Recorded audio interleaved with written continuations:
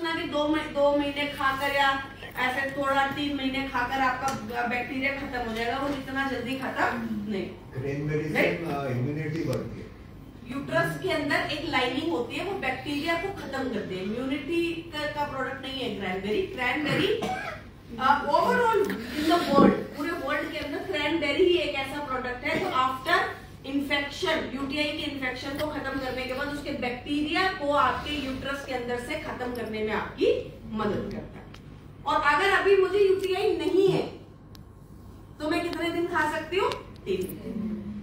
ठीक है, ताकि मुझे पता है कि भाई मेरी ट्रैवलिंग की जॉब है, मेरे को बाहर जाना ही पड़ेगा, पब्लिक टॉयलेट यूज करना ही पड़ेगा, कहीं मुझे यूटीआई ना हो जाए, तो प्रिवेंशन के लिए तो आप 3 महीने खा सकते हो, बंद कर दो, राइट। लेकिन जब हो गया तो उसके बाद आपको कम से कम 6-8 महीने 1 साल तक खाना पड़ेगा, बीच में बंद नहीं कर रहा। तो पहला प्रोडक्ट कौन सा है?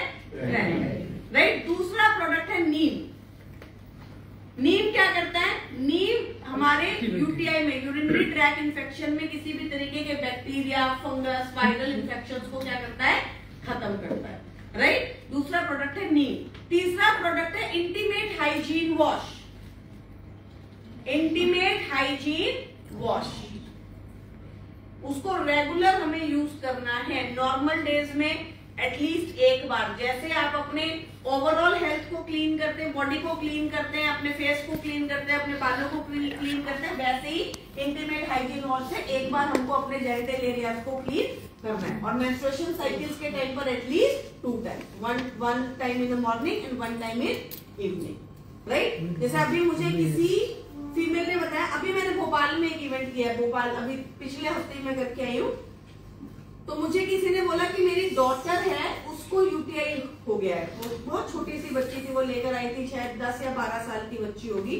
उसको तो क्रैनबेरी भी अब कितना ही दोगे आप, 1 कैप्सूल दे सकते हो, चलो, राइट। तो क्रैनबेरी उसको दिया था, तो उन्होंने बोला कि मैं इसके लिए क्या कर सकती हूँ मैम, उसको ना यूरिन में ब्लड भी आता है, बार बार यूटीआई हो जाता है, राइट। तो अगर कोई ऐसा छोटा बच्चा है जिसको आपको लगता है कि उसकी इम्यूनिटी बहुत वीक है, बार बार यूटीआई हो रहा है, तो एक हॉट वो क्या बोलते हैं उसको, टब बोलते हैं, छोटा सा जिसमें बच्चे बैठ जाते हैं, राइट, वो लेकर उसमें हल्का सा गर्म पानी, ठीक है, उसमें बीटाडीन या आप सेफ्रॉन वगैरह डाल के उनको उसके अंदर बैठा सकते हैं, राइट। उससे क्या होता है कि उनकी बॉडी में जो बार बार बैक्टीरिया होता है वो क्या होने लगते हैं, धीरे धीरे खत्म होने लगते हैं। क्योंकि छोटे बच्चे हैं ना, उनको पता नहीं है, गंदे हाथ, गंदी चीजें वो कहीं पर भी लगा लेते हैं, ठीक है।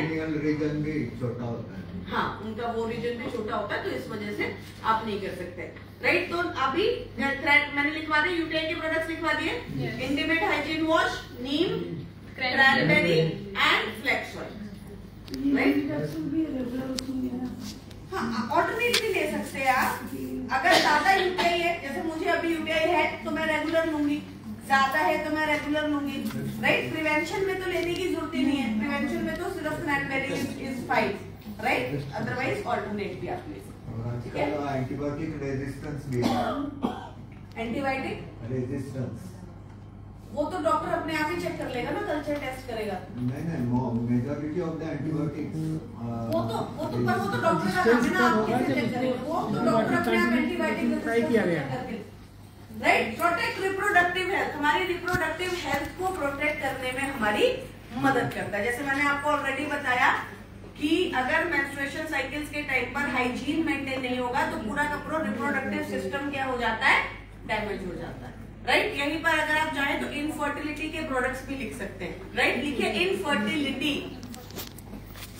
अब इनफर्टिलिटी ना बहुत सारे कारणों से होती है, there can be an number of reasons for infertility, right. अगर फैलोपियन ट्यूब ही बंद है तो उसका हमारे पास कोई इलाज नहीं है।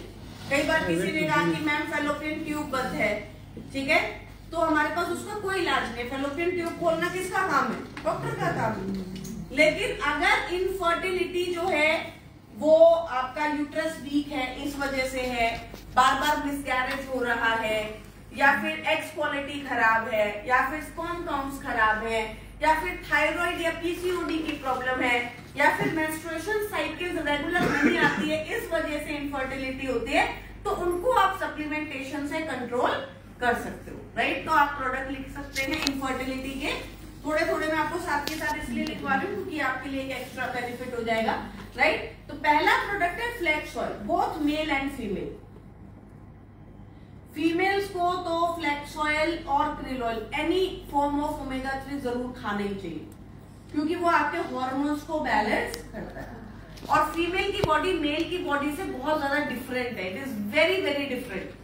क्योंकि मेल की बॉडी में क्या है, जब वो बड़े हुए तो टेस्टोस्टेरोन बूस्ट हुआ, जब वो थोड़े से बूढ़े होने लगे तो टेस्टोस्टेरोन कम हुआ। That is the only change आपकी बॉडी फेस करती है। लेकिन फीमेल की बॉडी में तो हर महीने 2 से 3 बार हार्मोनल बदलाव आता है। प्रेगनेंसी में पूरा हार्मोनल बदलाव है, राइट। थायराइड में पूरा हार्मोनल बदलाव है, मेनोपॉज में पूरा हार्मोनल बदलाव है। अभी मैंने मेनोपॉज का एक पूरा का पूरा सेशन अटेंड किया, it was a 2 day long workshop, और वहां पर मतलब it was so astonishing to understand कि आपकी बॉडी मेनोपॉज में जाने से 10 साल पहले प्री मेनोपॉज में जाती है। तो somebody who is getting a menopause at the age of 45, वो 35 साल की उम्र में कौन से फेज में है, प्री मेनोपॉज के अंदर। 10 साल प्री मेनोपॉज, 10 साल मेनोपॉज और 10 साल पोस्ट मेनोपॉज। तो ये सोचो आपके जो और सारी फीमेल्स है ना, अभी ऑब्जर्व भी करती होंगी कि 35-40 साल के बीच में बॉडी ऐसे थोड़ी थोड़ी बदलने लगती है और फिर 55-60 तक वो बॉडी में ऐसा बदलाव रहता है कि आपके ना वो समझ के बाहर की बात है, वो आपको खुद भी समझ नहीं आता, वो आपको फील मतलब आपको पता ही नहीं चलेगा कि यार आज क्या हो रहा है, कल क्या हो रहा है, परसों क्या हो रहा है, पेन्स कहाँ पर हो रहे हैं। जैसे मैं आपको अपने एक एग्जाम्पल देती हूँ। पिछले 2.5 साल से मेरे ना हाथों की नर्व्स जो है वो बहुत ज्यादा सुन्न होने लग गई थी। तो क्या होता था, मैं रात को सोती थी और मेरे हाथ की नसें सुन्न हो जाती थी, और जब हाथों में ब्लड फ्लो बंद हो जाएगा, हाथ की नसें सुन्न हो जाएंगी, तो आपको हाथ टाइट लगने लगेगा, आपको फील होगा, आपको दर्द होगा, आपको पेन होगा आपकी उंगलियों में। तो मुझे पेन होता था, और जब मुझे पेन की फीलिंग आती थी तो मैं रात को सोते सोते उंगलियों को थोड़ा ऐसे करती थी ताकि उसमें ब्लड फ्लो वापिस से आए और फिर मैं सो जाती थी। तो ये 2.5 साल से चल रहा है। अब 2.5 साल से चल रहा है तो मैंने ऑब्वियसली डॉक्टर्स को दिखाया, मुझे समझ ही नहीं आया क्योंकि मैंने सारा कुछ कर लिया, विटामिन B12 खा लिया, विटामिन D खा लिया, सब खा लिया। तो मेरे को अब लगा कि अब तो कुछ बचा नहीं है, तो अब डॉक्टर के पास जाना पड़े। तो मैं नर्व्स के डॉक्टर के, न्यूरो के डॉक्टर के पास गई। तो उसने मुझे बोला कि टेस्ट करवा लो। एक टेस्ट आता है जिसमें हाथों में करंट मार के देखते हैं कि आपके हाथों में कहीं पर कोई ब्लॉकेज तो नहीं है। तो देर आर सर्टेन कुछ ऐसा ही था वो। उन्होंने हाथों में थोड़ा सा ऐसे करके देखा तो उन्होंने बोला ये तो ठीक है। तो मैंने कहा चलो। फिर उन्होंने मुझे बोला गाबापेंटिन खा लो। आप में से काफी लोगों ने सुना होगा गाबापेंटिन के बारे में, जो नसों की गोलियां खाते हैं, वो उन्होंने खाई होगी कभी ना कभी। 2-4 लोगों ने उंगली अपना सर हिलाया है। तो गाबापेंटिन क्या होता है, न्यूरो वाले यूं ही दे देते हैं आपको। मैंने उससे बोला क्यों खा लूं, तो उसने बोला खा लो, कुछ नहीं होता। तो मैंने उससे बोला कि मैं खा तो लूंगी, जैसे आप भी कई बार मैं आप लोगों से पूछती हूँ कि डॉक्टर ने क्या बोला, तो आप लोग कहते हो कुछ नहीं बोला। तो मैंने उससे बोला खा तो लूंगी लेकिन इसके पीछे कोई रीजन होना चाहिए ना, गाबापेंटिन क्यों खाओ।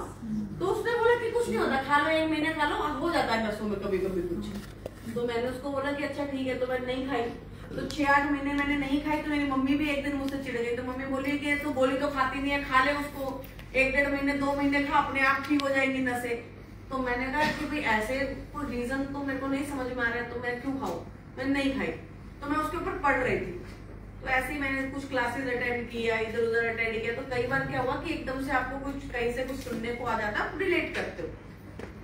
तो मैंने ऐसे ही प्री मेनोपॉज की क्लास अटेंड की, जहाँ पर एक बहुत बड़े न्यूट्रिशनिस्ट थे, उन्होंने बोला कि जैसे ही फीमेल प्री मेनोपॉज में जाती है, अराउंड देयर 38 to 40s, एकदम से बॉडी में मैग्नीशियम की डेफिशिएंसी होने लगती है। और मैग्नीशियम की डेफिशिएंसी होने की वजह से 40s के आसपास जितने भी फीमेल्स होती हैं, आप देखोगे उनकी बॉडी में ना पेन्स रहने शुरू हो जाते हैं। लोअर बैक पेन होगा, राइट, आपको बॉडी में कहीं पर भी ऐसी सडन पेन स्टार्ट हो जाएगा। आपके हाथों पैरों में थोड़ा सा ऐसे रहेगा कि वे उंगलियों में नसें नहीं चल रही है, वैसा लग रहा है। तो उन्होंने बोला कि at that time it is very important to consume good quantity of magnesium, right. तो मैं CMD तो पीती थी, फ्लैक्स मैं खाती हूँ, तो मेरे को लगा ज्यादा ही मैग्नीशियम की कमी हो गई, राइट। तो बाई चांस उस टाइम पर दीपक सर कहीं बाहर गए थे, तो वहां से कुछ मैग्नीशियम लेकर आए थे, किसी ने उनको दिया होगा to launch in Vestige, right. तो उन्होंने मुझे बोला कि यार मुझे किसी ने दिया है, उन्होंने बोला it's a very good product, he wanted to launch this in Vestige. मैं उनको बोला आप ये मुझे दे दो, आप यकीन नहीं करोगे, ओनली 5 days, मैंने सिर्फ 5 दिन उसे खाया and I was absolutely fine, right? Why? Because the problem was never with the nerves, the problem was always with the magnesium, right? तो बहुत बार हमारी बॉडी में ऐसे बदलाव आते हैं और उस टाइम पर हमें पता नहीं होता कि न्यूट्रिशन कौन सा कंज्यूम करना, राइट? तो इस वजह से मैं बता रही हूँ कि फीमेल्स की बॉडी मेल्स की बॉडी से बहुत ज्यादा डिफरेंट होती है, ठीक है? तो फ्लैक्स ऑयल आपको जरूर कंज्यूम करना चाहिए, वेरी वेरी इंपॉर्टेंट प्रोडक्ट, आपके हार्मोन्स को रखेगा, बैलेंस रखेगा। अभी जैसे आप लोग जितने भी 35-40s में हो, आप फ्लैक्स नहीं खाओगे तब ऑब्जर्व करना, और जब आप रेगुलर फ्लैक्स खाओगे तब आप ऑब्जर्व करना, आपका मेनोपॉज ना बहुत इजीली पास होगा, इजीली निकलेगा, आपको जो मुश्किलें होंगी वो बहुत कम होंगी, राइट? जिनका थायराइड निकाला हुआ रहता है, कैंसरस पेशेंट्स जो रहते हैं, अभी क्वेश्चंस बाद में लेंगे, है ना, लास्ट में ले लेंगे, राइट? नेक्स्ट लिखिए फ्लैक्स ऑयल, लिख लिया both male and female. Next लिखिए LRG9, both male and female, infertility के प्रोडक्ट्स लिखवा रही हूँ, ठीक है ना? LRG9, both male and female. Next लिखिए CoQ10, coenzyme Q10, both male and female, coenzyme Q10, CoQ10। जितने भी आपके इनफर्टिलिटी के सेंटर्स है, IVF के सेंटर्स है, सारे आपको भर भर के कोएंजाइम Q10 खिला रहे हैं, राइट? एग क्वालिटी अच्छी करनी है, coenzyme Q10, specially for the female those who want to get pregnant after the 35 साल की उम्र के बाद, right? Coenzyme Q10 is a must supplement, ठीक है? कोई कह रहा है कि बड़ी एज के अंदर मुझे कंसीव करना है तो कोएंजाइम Q10, स्पर्म काउंट्स कम हो गए, एज के बाद ये चीजें नॉर्मल है, तो coenzyme Q10 is a must product. आप जितने भी IVF सेंटर्स में जाएंगे आपको सबसे पहले कोएंजाइम Q10 खिलाया जाता है, both male and female, right? Next देखिए शतावरी, ओनली फीमेल, शतावरी only female. Energy booster only mail,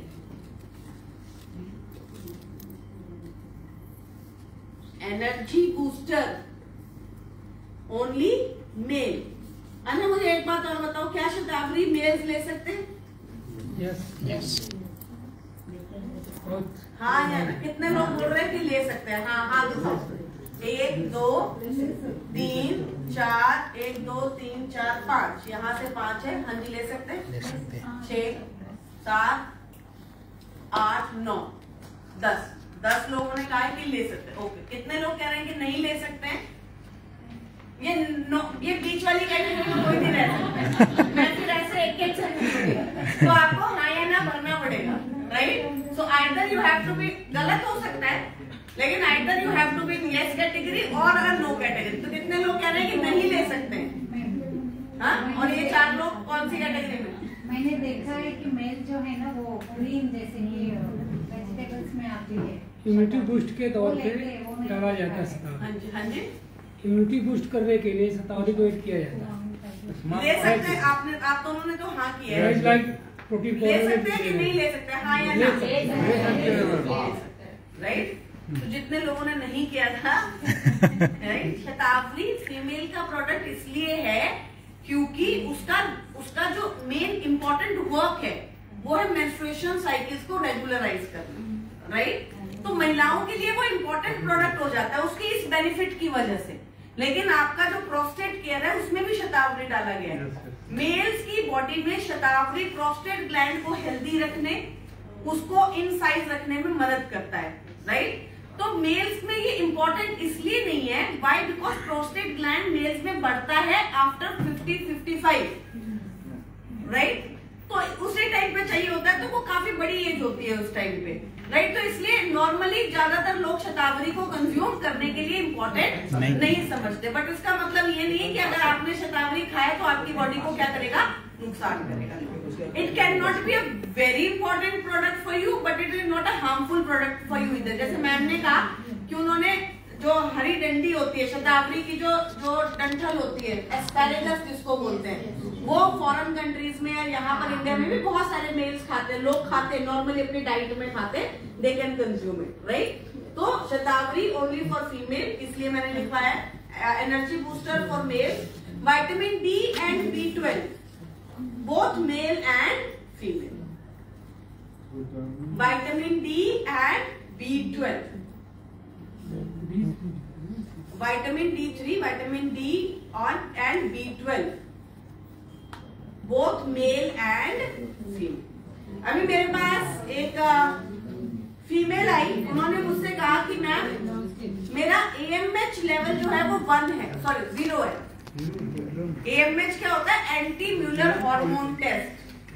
anti Muller hormone test क्यों करवाया जाता है? जब भी कोई फीमेल बड़ी एज में डॉक्टर के पास जाती है, गायनी के पास जाती है, जिसे कंसीव करना होता है, तो डॉक्टर सबसे पहले कहती है कि मैं आपका AMH टेस्ट करवाऊंगी। AMH टेस्ट क्यों करवाऊंगी? पहले मैं ये देखूं कि आपकी बॉडी में एग्स कितने बन रहे हैं और उसकी क्वालिटी क्या है, राइट? बन भी रहे हैं, नहीं बन रहे, तो AMH टेस्ट करवाया जाता है। तो उसका AMH टेस्ट था 0, ठीक है, 0।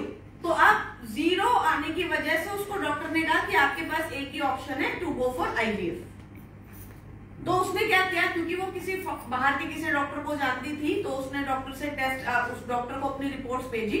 उस डॉक्टर ने कहा कि मैम आपका AMH तो 0 है, लेकिन प्रॉब्लम ये है कि आपका विटामिन डी भी बहुत कम है, अराउंड 4 था उसका विटामिन।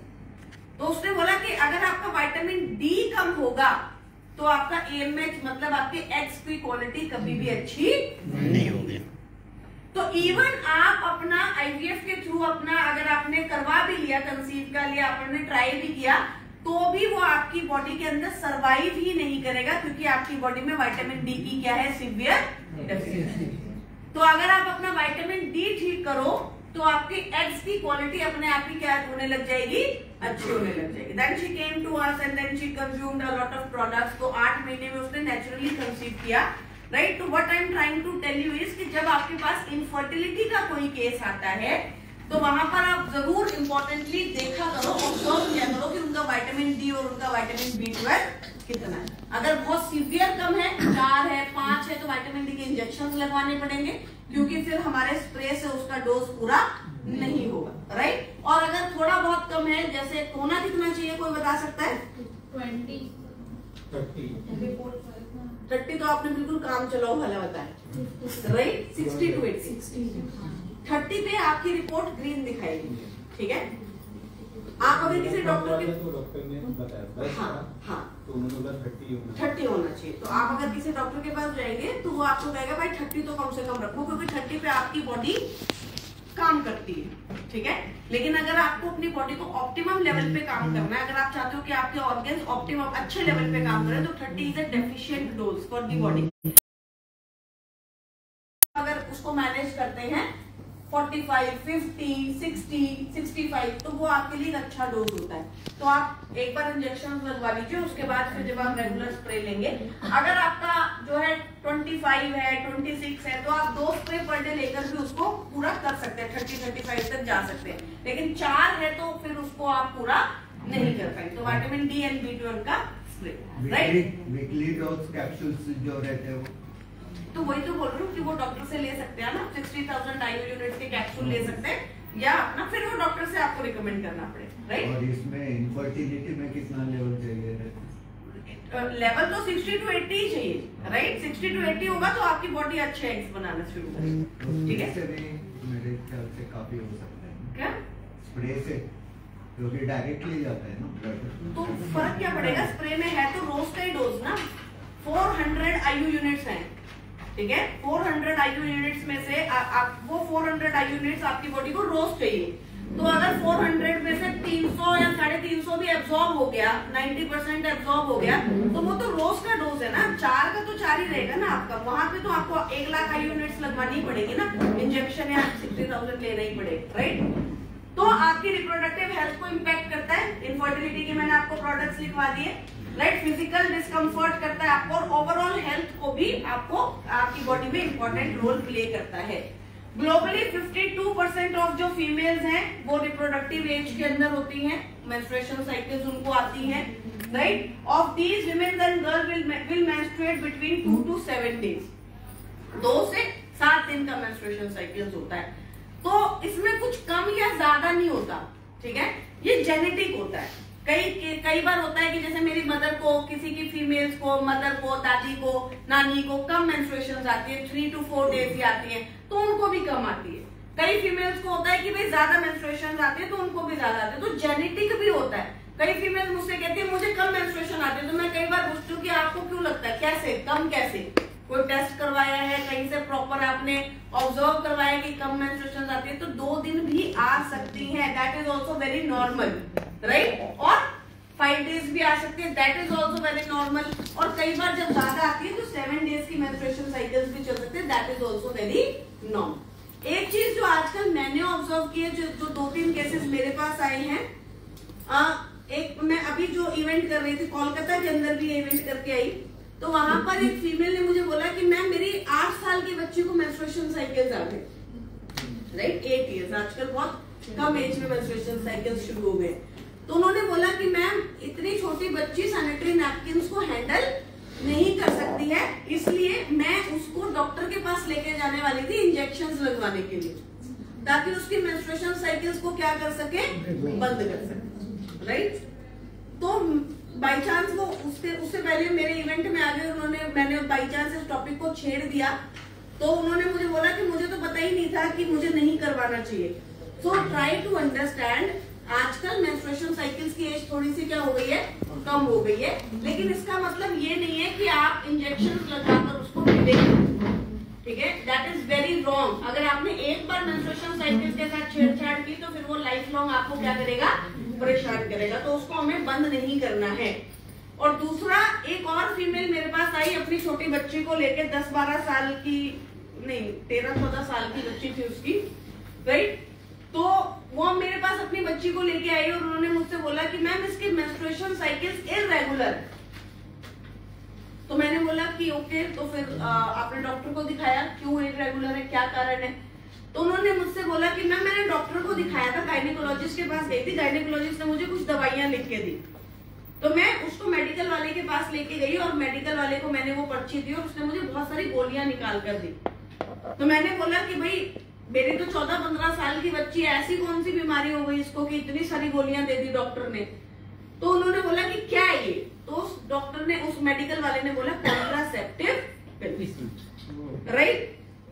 सो प्रॉब्लम क्या है कि इंडिया में हम लोगों को इतनी ज्यादा नॉलेज नहीं है, और होता क्या है कि जो भी हमको डॉक्टर ने लिख कर दे दिया हम उसको डॉक्टर प्रिस्क्रिप्शन मान लेते हैं। अब डॉक्टर चाहे आपको वो विटामिन सी की गोलियां भी लिख कर देते तो भी आप कितनी शिद्दत से खाते हो कि नहीं खाते, राइट, कि भाई गोली लिख कर दी है। तो होता क्या है कि अब डॉक्टर ने लिख कर दे दिया कॉन्ट्रासेप्टिव पिल्स, क्योंकि गायनेकोलॉजिस्ट के पास मेंस्ट्रुएशन साइकिल्स को रेगुलराइज करने का, मेंस्ट्रुएशन साइकिल्स को लेके आने का एक ही तरीका है, that is contraceptive pills, right. तो उन्होंने बोला कि भाई मेरी बच्ची तो बहुत छोटी है, अभी तो ये 15 साल की, अभी तो इसकी शादी भी नहीं हुई है, अभी इसकी लाइफ भी शुरू नहीं हुई है, अगर मैं अभी से इसको कॉन्ट्रासेप्टिव पिल्स दूंगी तो फिर तो इसकी तो लाइफ ही खराब हो जाएगी, राइट। तो मुझे इस बात का बड़ा झटका लगा, क्योंकि ये इंसिडेंट ना मेरे लिए बहुत पहला इंसिडेंट था जब मैंने इस बात को सुना कि ऐसा कुछ हो रहा है। तो बाई चांस मैं जब वहां से आई तो मैं थोड़ा डिस्टर्ब थी और मैंने मेरी फ्रेंड के साथ ये बात की। मैंने कहा यार देख, मार्केट में मतलब ऐसे इस तरीके से बिना बताए लोगों को लोग लिख देते। देखो, अगर आपको कोई बताए कि मैम ये कॉन्ट्रासेप्टिव पिल्स मैं लिख रही हूँ, if you want to consume it please consume it, if you don't want to consume it it's fine, तब तो ठीक है, वो मेरी चॉइस है। लेकिन अगर आपने उसको एज अ मेडिसिन लिख दिया और मुझे नहीं पता ना, आपको हो सकता है बताओ बॉम्बे में बैठो, लेकिन हो सकता है आपके आसपास के किसी गाँव की फीमेल को तो वो पता ही नहीं क्या होता है, राइट। तो आपने खिला दिया अपने बच्चे को 2 साल 3 साल 4 साल, ठीक है। तो मैंने अपनी फ्रेंड को ये बात बोली, मैंने कहा यार मतलब मेंस्ट्रुएशन साइकिल्स के लिए गायनेकोलॉजिस्ट कॉन्ट्रासेप्टिव पिल्स लिख देती है। तो उसने मुझसे बोला कि हाँ, तो तुझे नहीं पता, मैंने भी खाई है 12 साल कॉन्ट्रासेप्टिव पिल्स। तो मैंने उसकी तरफ देखा और मैंने उसको बोला कि तूने क्यों खाई? उसने बोला मुझे पीसीओडी था और मुझे पता नहीं था, जब मेरे को गायने ने लिख कर दी तो 10-12 साल तक मैंने कॉन्ट्रासेप्टिव पिल्स खाई, और जब तक मैं खाती थी मेंस्ट्रुएशन साइकिल्स आती थी, और जब मैं बंद कर देती थी मेंस्ट्रुएशन साइकिल्स बंद हो जाती थी। बट उसका बहुत बड़ा डैमेज है, राइट। आप अपनी बॉडी को धकेल रहे हो टुवर्ड्स समथिंग जो कि आपको लाइफ लॉन्ग परेशान करे। तो जब भी आपको कोई डॉक्टर कोई मेडिसिन लिख के देता है, प्लीज आस्क देम कि मैम ये मेंस्ट्रुएशन साइकिल्स के लिए आपने मुझे कॉन्ट्रासेप्टिव पिल्स तो नहीं दिए, कोई हार्मोन्स तो नहीं दिए, ऐसे ही कुछ भी कंज्यूम नहीं करना चाहिए, राइट। तो 2 to 7 डेज मेंस्ट्रुएशन साइकिल्स आते हैं। मेजर पार्ट के अंदर हम इनके बारे में बात नहीं करते हैं, कल्चरली ये एक टैबू है जिसमें फीमेल जो है इन चीजों के ऊपर बात नहीं करती हैं। अब हमें हाइजीन को मेंटेन कैसे करना है? देखो, एक तो जो टैम्पॉन्स का जो कल्चर है, टैम्पॉन्स इससे अचानक कभी कभी क्या होता है कि मैंने ऐसा देखा है मेरी भी एज में, सपोज जो 20-28 साल की लड़कियां हैं, 25-28 साल की हैं ऐसे रिलेशन में, तो क्या होता है कि उनका अचानक से जैसे जो आता है अपना डेट आता है वापस, मतलब अचानक से कभी कभी 8 दिन 10 दिन एक्स्ट्रा चला जाता है, फिर वो मतलब डिस्टर्ब होते हैं। और अगर मुझे भी ऐसा था, जबकि मैं रेगुलर फ्लैट कॉल वगैरह लेती हूँ, अभी भी मैं आई तो खंडन के आज मैं खाई नहीं थी, तो मेरा तो सब ठीक है। पर कभी कभी ऐसा होता है ज्यादा आते हैं, हाँ 2-4 दिन आगे पीछे तो हो उसको जाता है। उसको हम अभी इसी में डिस्कस करेंगे, ठीक है? तो मेंस्ट्रुअल हाइजीन को आपको कैसे मेंटेन करना है? It is very very important to change your sanitary napkins after every 4 to 6 hours, राइट? अभी इंडिया में एक बहुत बड़ा प्रॉब्लम है, कई बार हमको लगता है कि यार पैसे क्यों बर्बाद करने, राइट? और मेजरली होता क्या है, in the later days, 5th day है, 6th डे है, 7th डे है, उस टाइम पर बहुत ज्यादा मेंस्ट्रुएशंस नहीं होती हैं, राइट? उस टाइम पर हमें ऐसा लगता है कि हम एक ही सैनिटरी नैपकिन को यूज कर लें, हम उसको वेस्ट क्यों करें? But it is not about the wastage.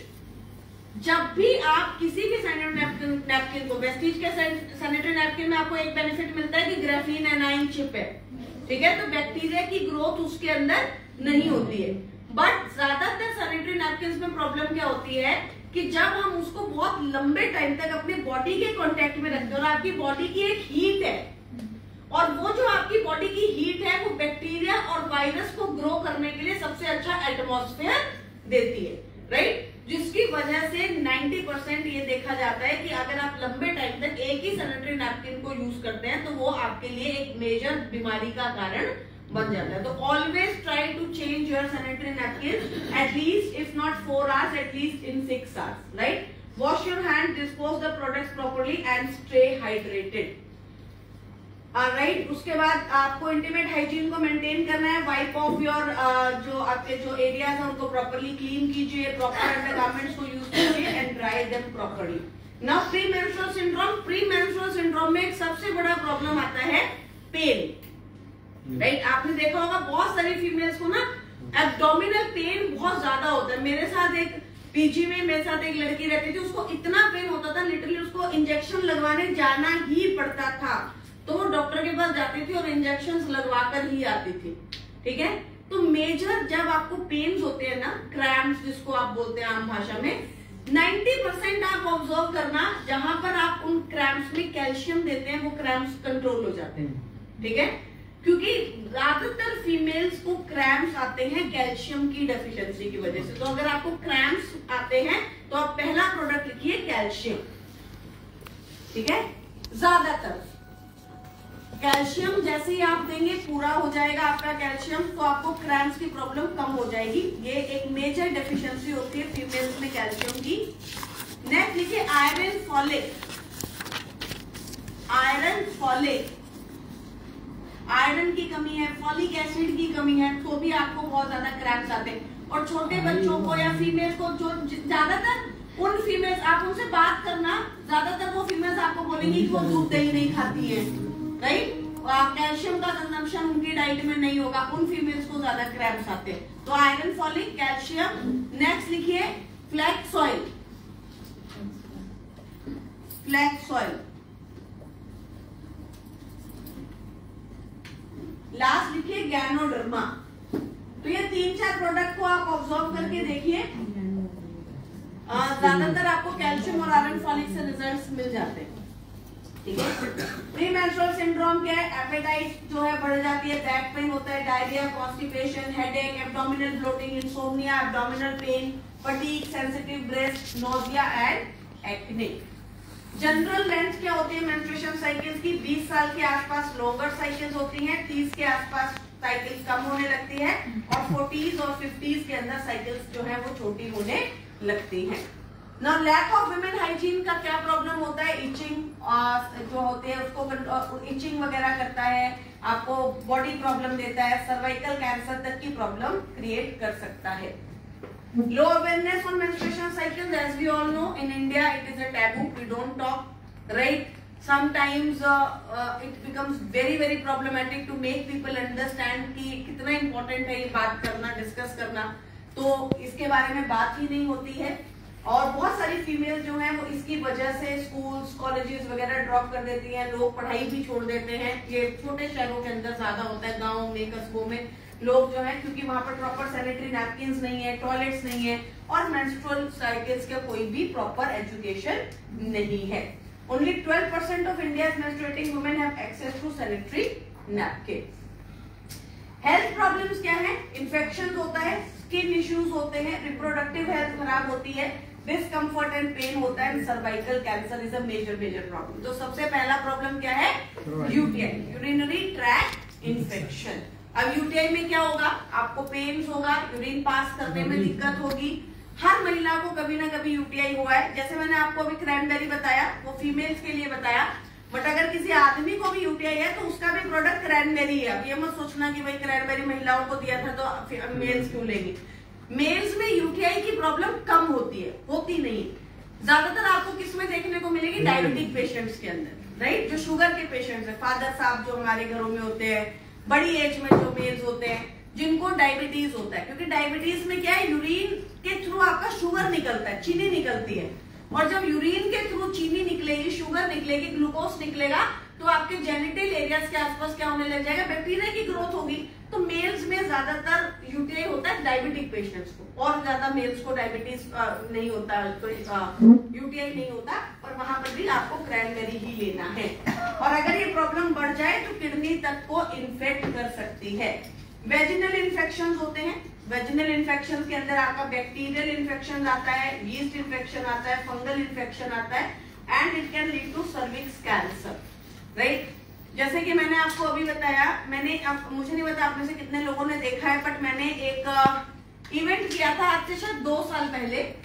Director of oncologist, cancer specialist जो थे, director of cancer specialist BLK hospital Delhi के अंदर, तो जब हम बात कर रहे थे तो ऑफ द रिकॉर्ड हम लोग जब डिस्कस कर रहे थे कि ये हो रहा है वो हो रहा है, तो उन्होंने मुझसे कहा था कि Vaishali, you will see by 2030 every home in India will have a cancer patient, right?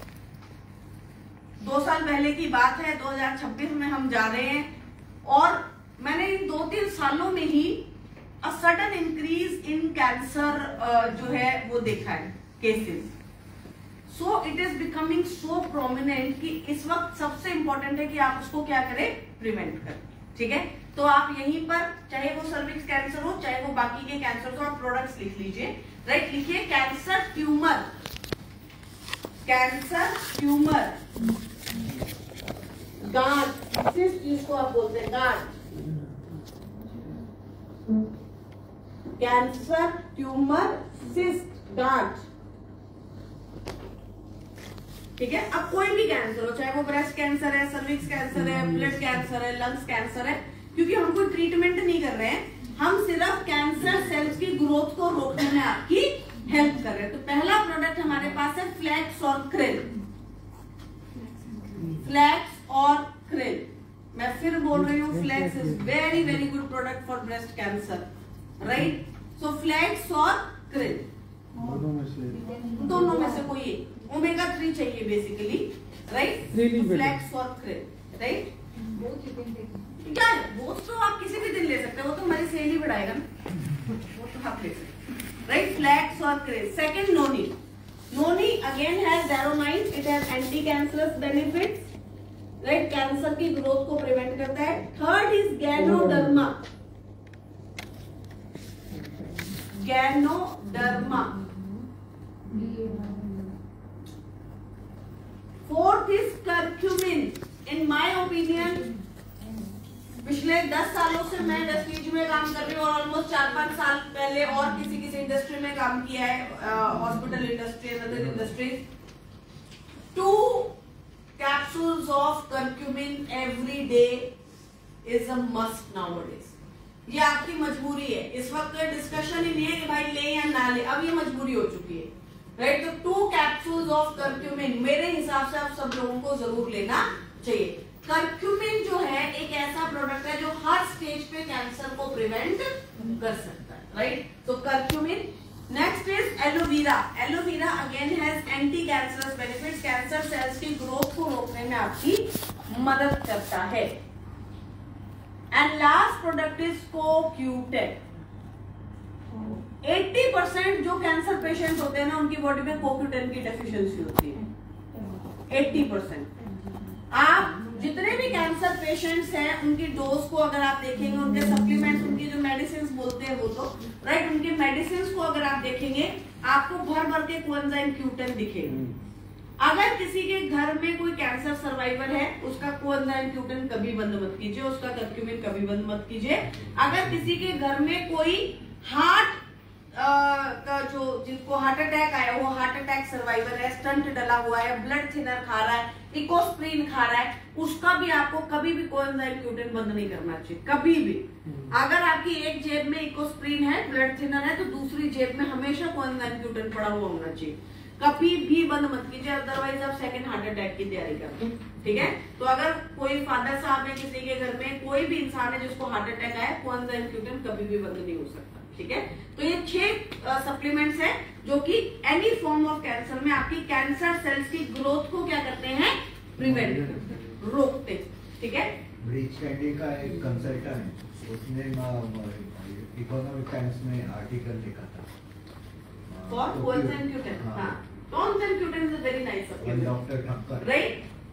Pelvic inflammatory disease करता है। अगेन नाउ, अगर आपका bacteria travel upward through the uterus, इसको आप ध्यान से समझिए, ये आपका यूट्रस है। ठीक है, ये 2 आपकी फेलोपियन ट्यूब्स है। ठीक है, अब यहाँ पे क्या होगा, यहाँ पर आपका एग और स्पर्म मेट करेगा और उसके बाद एम्ब्रियो बनेगा और फिर वो एम्ब्रियो आपके यूट्रस के अंदर रोल डाउन हो जाता है। लेकिन प्रॉब्लम क्या होती है कि यहाँ पर एक्टोपिक प्रेगनेंसी के अंदर क्या होता है कि आपका एम्ब्रियो आपके यूट्रस के अंदर नीचे जाता ही नहीं, वो आपकी फेलोपियन ट्यूब में ही चिपक जाता है। उसके बहुत सारे कारण हो सकते हैं। एक कारण ये हो सकता है कि आपकी फेलोपियन ट्यूब के अंदर बहुत सारे एडिशंस थे। एडिशंस क्या होते हैं, अगर आपका बैक्टीरिया आपकी फेलोपियन ट्यूब के अंदर चला गया, ठीक है, तो वहां पर जाकर वो क्या करता है, चिपक जाता है। अब चिपकने की वजह से वो क्या करता है, एडिशंस बना देता है, छोटे छोटे चिपकने वाले एडिशंस बना देता है, जिसकी वजह से आपका जो एम्ब्रियो है वो अंदर की तरफ रोल ही नहीं करता, वो यहीं पर आपकी फेलोपियन ट्यूब में चिपक जाता है। It can lead to ectopic pregnancy, जहां पर डॉक्टर आपको ये कहता है कि आपके यूट्रस के अंदर एम्ब्रियो है ही नहीं, राइट, वो आपके फेलोपियन ट्यूब के अंदर ही चिपक गया है और वो वहीं से आपका न्यूट्रिशन, क्योंकि उसको तो आपका न्यूट्रिशन चाहिए ना, वो वहीं पे बढ़ने लगता है। Ectopic pregnancy is a very serious issue, right, for gynaecologist. एक ही इमरजेंसी होती है, जो गायनीज होती है उनके जो फील्ड होता है, उनकी फील्ड में एक ही इमरजेंसी है, and that emergency is ectopic pregnancy. क्योंकि ये अगर आपकी ट्यूब में बढ़ गया तो ये आपकी ट्यूब को फाड़ सकता है, आपका बहुत ज्यादा प्रॉब्लम कर सकता है, तो एक्टोपिक प्रेगनेंसी को लीड कर सकता है, इनफर्टिलिटी कर सकता है, पेल्विक पेन्स तक ये कर सकता है। तो it is a major problem. अगर आपका बैक्टीरिया या कोई भी वायरस वगैरह है वो आपकी अपर ट्यूब्स में जाता है, इनफर्टिलिटी तक भी कर सकता है। तो एक्टोपिक प्रेगनेंसी का एक मेजर कॉज आजकल यही है, राइट। मेंस्ट्रुअल प्रॉब्लम्स में क्या आता है, रैशेस है, स्किन इरिटेशन है, फॉल ऑर्डर्स है, बैक्टीरियल इन्फेक्शन है, TSS, ये मैं टॉक्सिक शॉक सिंड्रोम आपको बता रही थी। टॉक्सिक शॉक सिंड्रोम क्या होता है, आजकल ना बहुत सारे बच्चे मेंस्ट्रुअल कप्स लगाते हैं, ठीक है, या फिर टेम्पॉन्स लगाते हैं, ठीक है। अब ये टेम्पॉन्स या मेंस्ट्रुअल कप्स क्या होते हैं, इनको आप इंसर्ट करते हैं अंदर, ये आपके अंदर रहते हैं, ठीक है। तो इनसे क्या होता है, आपकी बॉडी में कई बार बहुत ज्यादा ऐसे केसेस आते हैं कि एकदम से टॉक्सिक शॉक लगता है, क्योंकि बॉडी के लिए तो बना नहीं है, बॉडी को पता नहीं है कि ये क्या है, तो बॉडी के लिए क्या है, फॉरेन मटेरियल ही तो है, राइट। तो बॉडी को एकदम से जब इंडिकेशन मिलता है कि कोई फॉरेन मटेरियल उसके अंदर है, तो एकदम से बॉडी को क्या लगता है, शॉक लगता है। तो it can lead to paralysis also, it can lead to various diseases, right. ये बहुत सारे ऐसे केसेस कई बार मिल जाते हैं जहां पर टॉक्सिक शॉक सिंड्रोम एकदम से, जैसे आपने टेम्पॉन लगाया थोड़ी देर में आपकी बॉडी पैरालिटिक हो जाती है, ठीक है। तो it can lead to TSS also, prolonged use of tampon से होता है बेसिकली।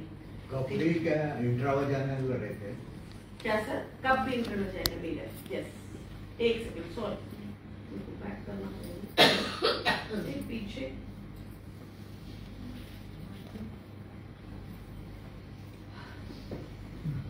ठीक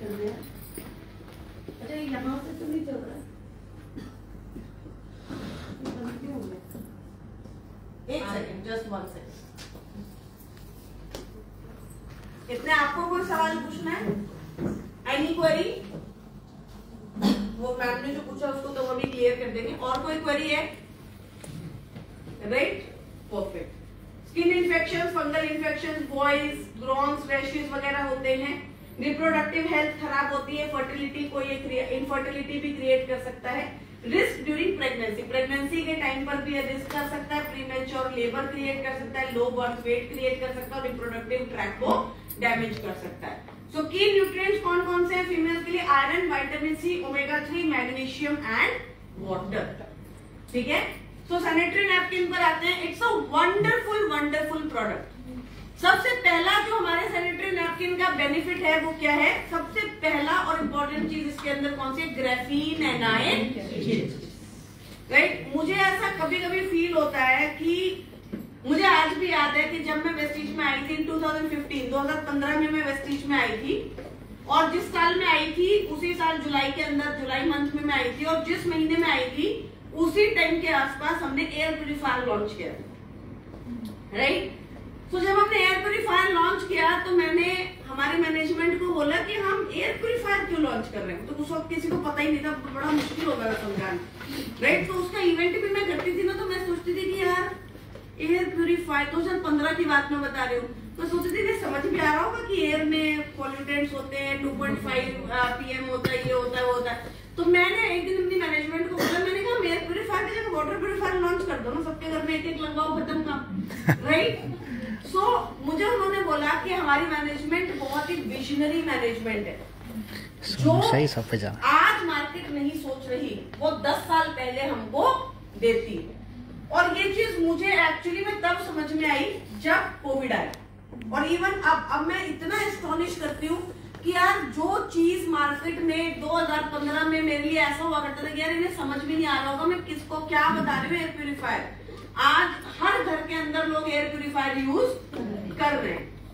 ऐसे ही मैं एक और आपको एग्जांपल देती हूँ। अभी रिसेंटली मैं एक दिन ऐसे ही इंस्टाग्राम पे स्क्रॉल कर रही थी और एक न्यूट्रिशनिस्ट ने अपना एक ब्रांड लॉन्च किया हुआ, तो वो ना स्पारुलिना के बारे में बता रही थी।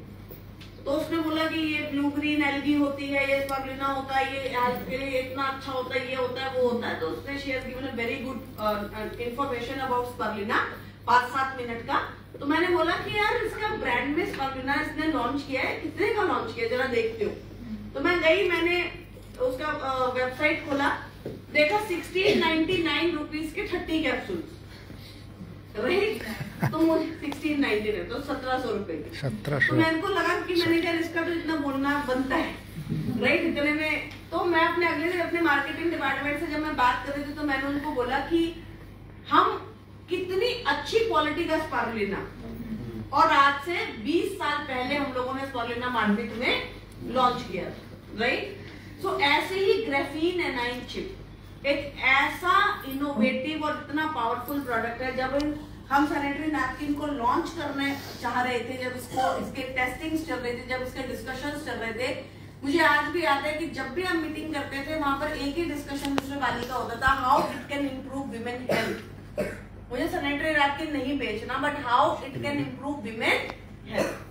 सो ग्रेफीन एनाइन चिप अपने आप में बहुत बहुत पावरफुल टेक्नोलॉजी है। ग्रेफीन एनाइंस के टावल्स आते हैं फीमेल्स के लिए, जेनिटल एरियाज को क्लीन करने के लिए, राइट। ग्रेफीन एनाइंस के सैनिटरी अंडरगारमेंट्स आते हैं। तो the world has moved way ahead with graphene anion chip, जो कि अभी इंडिया में आपको किसी भी प्रोडक्ट के अंदर दिखेगा ही नहीं, राइट। तो हो सकता है आने वाले 5-7 सालों में किसी की नजर जाए और फिर अचानक से हजारों ब्रांड्स आपको दिखे ग्रेफीन एनाइन चिप, और आप बोलो हमारे वेस्टीज में इतने सालों से देख रहे हैं, राइट। तो it is that marvellous product. तो ग्रेफीन एनाइन चिप के साथ आता है और बहुत ही पावरफुल प्रोडक्ट है, right. So as we all know that we all have felt the feelings of under confidence की एक फीलिंग आती है, स्ट्रेस की एक फीलिंग आती है, फियर की एक फीलिंग आती है, but being a women means rising above it all. 70% of women have below unresolved concerns. बहुत सारी फीमेल्स के अनरिजॉल्व्ड कंसर्न्स होते हैं। जो भी मार्केट में सैनिटरी नैपकिन है उसकी वजह से रैशेस होते हैं, ये एक बहुत ही कॉमन प्रॉब्लम है, राइट। आप लोगों ने भी फेस की होगी। बिफोर ड्यू गार्डन लॉन्च मुझे तो लगता है कि सारी फीमेल्स ने फेस की होगी, राइट। तो रैशेस की प्रॉब्लम होती है, लीकेज की प्रॉब्लम होती है, पुअर फिट की प्रॉब्लम होती है, जिसकी वजह से ज्यादातर फीमेल जो है वो ब्रांड को स्विच करती हैं। 65% ऑफ फीमेल जो है वो एक्टिवली अदर ऑप्शंस को एक्सप्लोर कर रही हैं। रिक्वायरमेंट क्या है? Breathability and comfort. उनको कोई ऐसा प्रोडक्ट चाहिए जो ब्रीदेबिलिटी दे, कंफर्ट दे, रैश फ्री हो और हाई एब्जॉर्प्शन के साथ आता हो। And that is when we have dew garden fly. We are committed to empower women both consumers and entrepreneurs. बहुत ही पावरफुल प्रोडक्ट है, बहुत अच्छे प्राइस रेंज के अंदर लॉन्च किया, क्योंकि पहले सारा का सारा जो है इंपोर्ट किया जाता था। जो मटेरियल है वो अब इंडिया के अंदर ही उसको बनाया जा रहा है, यूज किया जा रहा है, जिसकी वजह से पावर इसका जो प्राइस पॉइंट है वो भी बहुत अच्छी कैटेगरी के अंदर आ गया है। एंड आई गेस ये हमारे लिए बहुत ही पावरफुल प्रोडक्ट बन चुका है, right. Why green? Because green represent freshness, green represent sustainability, eco friendly safe materials को यूज किया गया है। And why fly? Because it represent freedom, lightness and confidence. क्या है?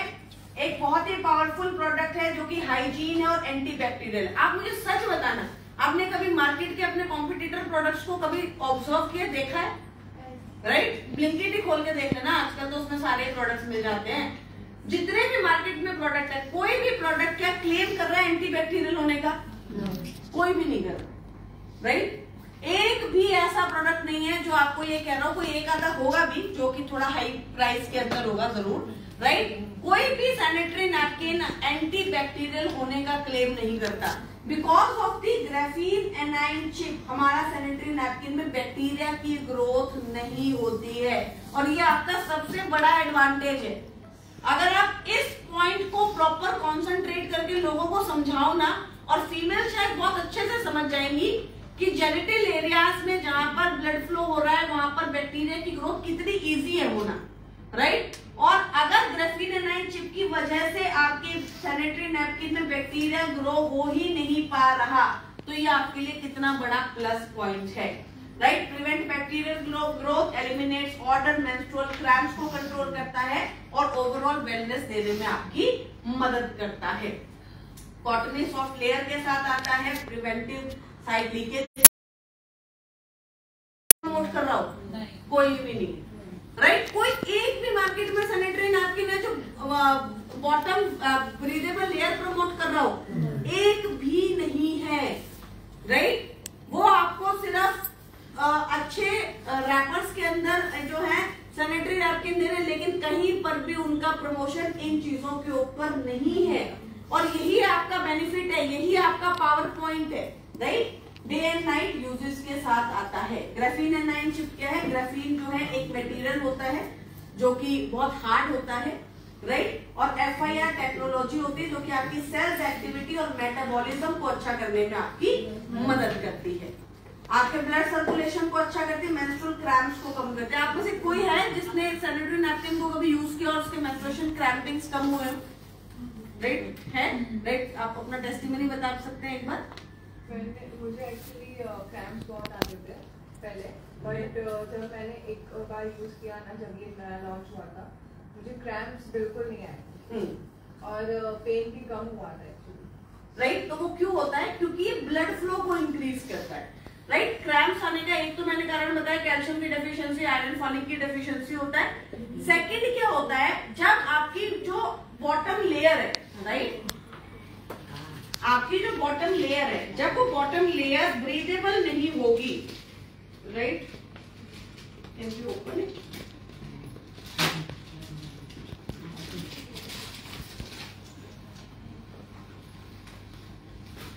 अगर आपकी बॉटम लेयर जो है वो ब्रीदेबल नहीं होगी तो क्या प्रॉब्लम आएगी? एयर फ्लो नहीं होगा, और जब एयर फ्लो नहीं होगा तो एक तो आपने सैनिटरी नैपकिन जेनिटल एरियाज के पास लगाया हुआ, ऊपर से वहां पर एयर भी जो है वो ब्लॉक हो गई, जिसकी वजह से बैक्टीरिया की ग्रोथ भी ज्यादा होती है और वो आपके एयर फ्लो को कम होने की वजह से वो आपकी बॉडी के अंदर इन्फेक्शंस भी जल्दी करता है, ठीक है? और दूसरा ग्राफीन एनाइन चिप होने की वजह से क्या करता है? ये आपके सेल्स की एक्टिविटी, ब्लड फ्लो को इंक्रीज करने में आपकी मदद करता है। तो eliminate odour, inhibit bacteria, maintain hygiene and ease menstrual cramping.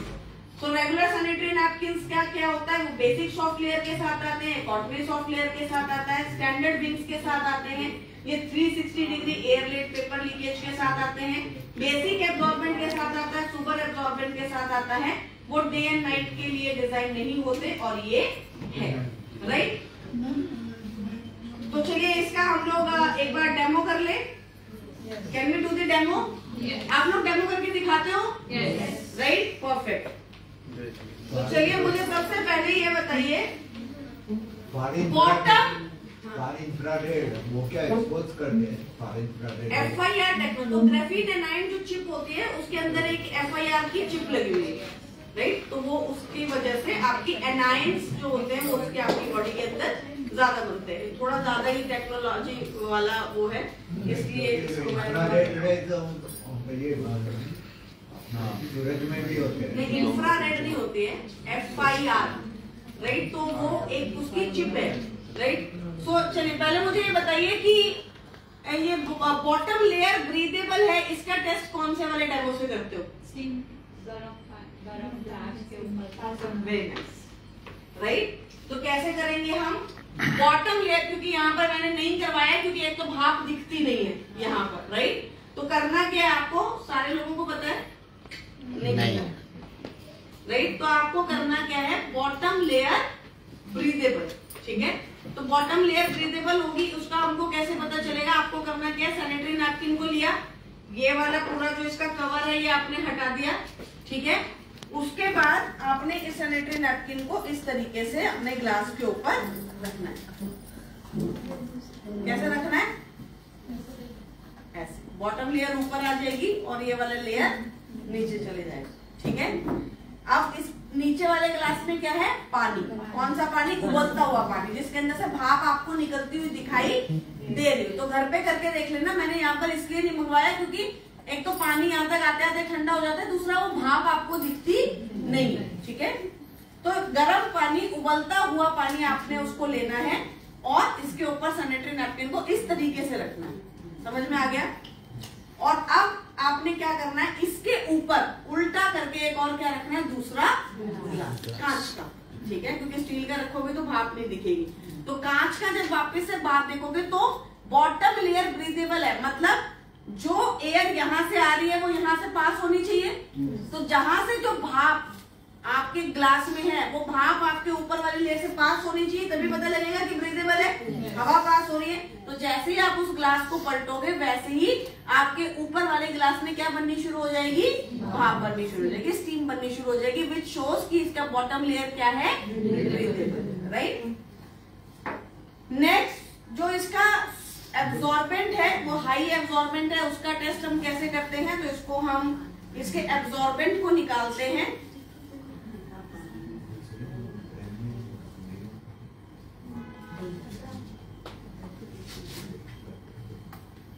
Right, इस तरीके से जब आप इसको ओपन करोगे तो इसका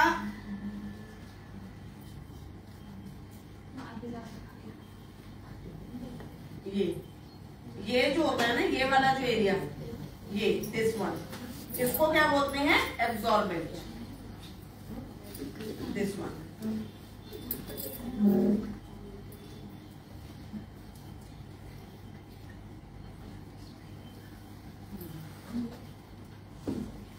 कपड़े गंदे करता है तो ध्यान से निकालो, ठीक है। एब्जॉर्बेंट निकाल लिया। अब इसको आपने क्या करना है? चम्मच है,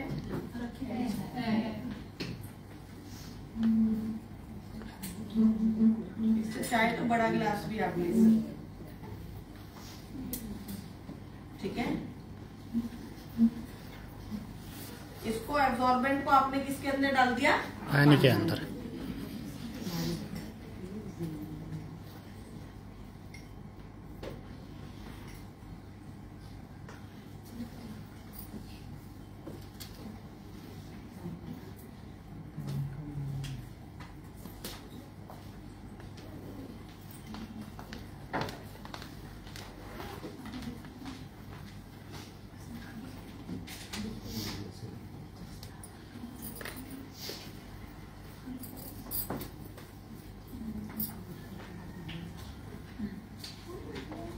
राइट, तो सारा पानी क्या हो गया आपका?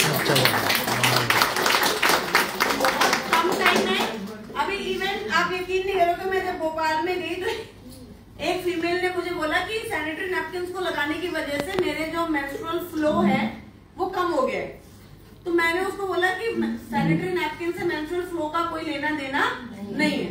तो एक दूसरी फीमेल ने बोला कि मैम ये इतना जल्दी एब्जॉर्ब करता है कि एक्चुअली हमें लगता है कि जो आपका फ्लो है वो क्या हो गया है, कम हो गया। तो इसका एब्जॉर्बेंट जो है वो बहुत ही ज्यादा फास्ट है, तो एब्जॉर्प्शन इसका बहुत ज्यादा अच्छा है। वो दिखाता है कि आप इस टेस्ट को करके दिखा सकते हो।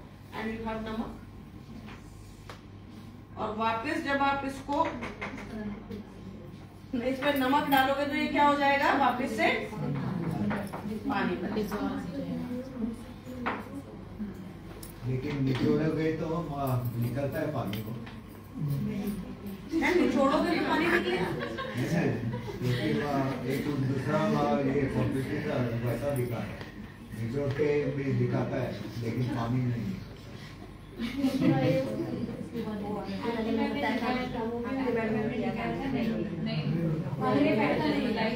जो नैपकिन है पानी में डाल के जैसे हम कपड़े को वैसे साइड में करते हैं, अच्छा वैसे वो बता रहे हैं। ओके, तो अपने में भी नहीं निकलता।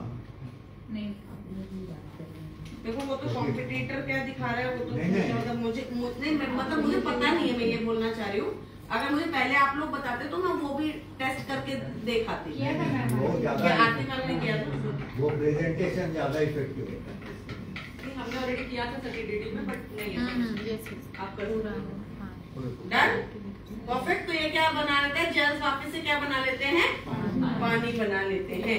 तो it's a very very powerful product जो कि आपको बहुत सारे बेनिफिट देता है as compare to your market sanitary napkins, right. मुझे लगता है कि इसके मेजर बेनिफिट्स हैं, that is your non toxic glue, right. क्योंकि जितने भी ज्यादातर मार्केट में आपके ग्लू आते हैं दैट इज कैंसरस, वो कैंसरस होते हैं, टॉक्सिक होते हैं। सेकेंड इज कोई भी आपका सैनिटरी नैपकिन जो है वो ग्राफीन एनाइन चिप के साथ नहीं आता है। एंटीबैक्टीरिया की ग्रोथ को कोई भी ऐसा नहीं है जो आपको बोल रहा हो कि एंटीबैक्टीरियल ग्रोथ जो है वो रोकता है। तो बहुत ही पावरफुल आपके पास डिस्कशंस है बोलने के लिए, and at a very good price point, right. तो आप लोग मैक्सिमम इस चीज का बेनिफिट उठाइए। अपनी जब फीमेल्स को हम लोग एनरोल करते हैं तो उसमें सैनिटरी नैपकिन्स को हम लोग इंक्लूड कर सकते हैं। स्कूल्स में, कॉलेजेस में हम इसके इवेंट्स कर सकते हैं ताकि हम वहां पर मैक्सिमम लोगों तक इस इंफॉर्मेशन को पहुंचा सके, राइट। तो बहुत सारा अच्छा बेनिफिट आपको मिल सकता है both in your personal health and in your professional journey, right. तो गाइनिंग भी रेकमेंड कर सकते हैं। क्या कर सकते हैं, गाइनिक वो तो आप अगर आपके पास है नॉलेज है तो आप जा सकते हैं, उनके से को ले जाइए, राइट। तो इसी के साथ आज का हमारा ये सेशन यहीं पे खत्म होता है, राइट। I hope